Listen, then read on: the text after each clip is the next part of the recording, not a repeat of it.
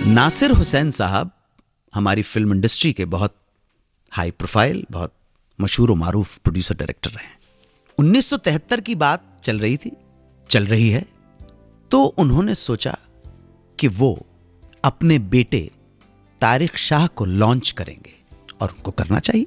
हर बाप की ख्वाहिश होती है कि भाई जितने भी फराजात पूरे कर सके अपने बच्चों के लिए वो करे। तो नासिर साहब भी वही कर रहे थे, एक बहुत नेचुरल इंस्टिंक्ट है, अपने बेटे के लिए कर रहे थे। और उन्होंने कंसीव किया एक सब्जेक्ट, यादों की बारात। बेटे को सेंट्रल करते हुए बेटे का कैरेक्टर बनाया कि वो स्टेज परफॉर्मर है। स्टेज परफॉर्मर तो सबको दिखता है, आप देखते हैं, और वो अपनी कला दिखाता है। म्यूजिक के लिए उन्होंने अपने फेवरेट म्यूजिक डायरेक्टर को लिया। म्यूजिकल फिल्म बनाने की उन्होंने सोची, म्यूजिक के लिए R.D. बर्मन को लिया और कहा ज्यादा ध्यान देना, इस फिल्म में मैं बेटे को लॉन्च कर रहा हूं। ठीक है जी, अपना वही super hit formula sir, lost and found. हाँ, लॉस्ट एंड फाउंड के पास कहानी भी अच्छी बना ली।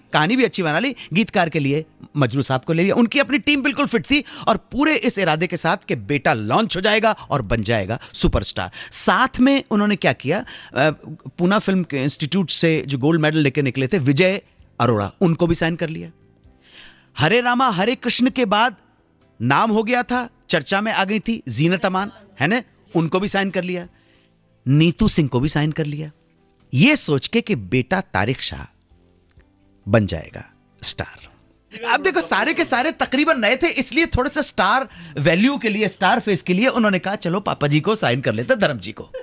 ठीक है, तो पैकेजिंग बिल्कुल सही थी, पैकेजिंग सॉलिड कर दी। R.D. बर्मन का म्यूजिक, मजरू सुल्तानपुरी के गीत, विजय अरोड़ा, नीतू सिंह, अपना जीनत अमान, धर्म जी, और सारे लोगों के बीच में बेटा तारिक शाह। फिल्म बनी जी।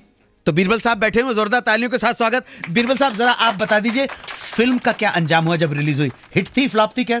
Super duper hit. Super duper hit. सब कुछ सेंटर में रख के पूरा कंसीव किया गया। फिल्म हिट भी हुई, लेकिन आप ताज्जुब करेंगे, इस फिल्म के बाद ऑलरेडी एस्टैब्लिश्ड जीनत अमान और बड़ी स्टार बन गई।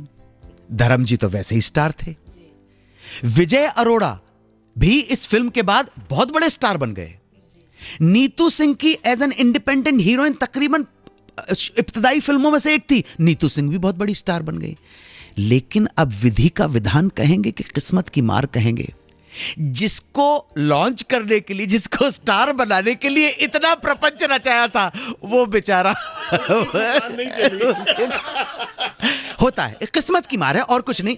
देखो, नासिर साहब ने अपनी तरफ से पूरी कोशिश कर दी। आगे तारिक शाह की किस्मत, वो कहते हैं ना, किस्मत से ज्यादा और वक्त से पहले कभी किसी को मिलता नहीं है। कुछ और भी इस तरह के, इनसे पहले भी हुआ था, सुनील दत्त जी ने अपने भाई को लॉन्च बिल्कुल मन का मीत फिल्म में देखिए, सुनील दत्त ने हीरो के रूप में लॉन्च किया अपने ब्रदर सोमदत्त को। हीरोइन ली लीना चंदावरकर, और मेन विलन के लिए लिया विनोद खन्ना को। फिल्म रिलीज हुई, ठीक ठाक रही। लीना चंदावरकर हीरोइन बन गई, विनोद खन्ना बहुत बड़े स्टार बन गए। अब बेचारे सोमदत्त जो है, आयरनी है लाइफ के। वैसे तो बाद में भी हुआ सर, मतलब राजेंद्र कुमार जी ने अपने बेटे को रीलॉन्च करने के लिए कुमार गौरव को एग्जैक्टली रचना की थी। हाँ, नाम। लेकिन नाम से किसी को अगर फायदा पहुंचा तो वो संजय दत्त, और जिसको पहुंचना चाहिए था उसको नहीं पहुंचा।